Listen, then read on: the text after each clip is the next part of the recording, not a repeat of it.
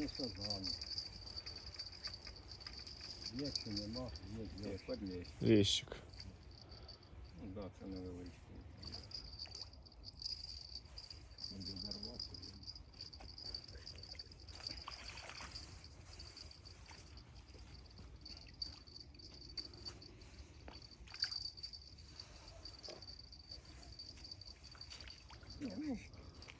Ну чого невеликий? Диви, кажу, невеличкий, нормальний.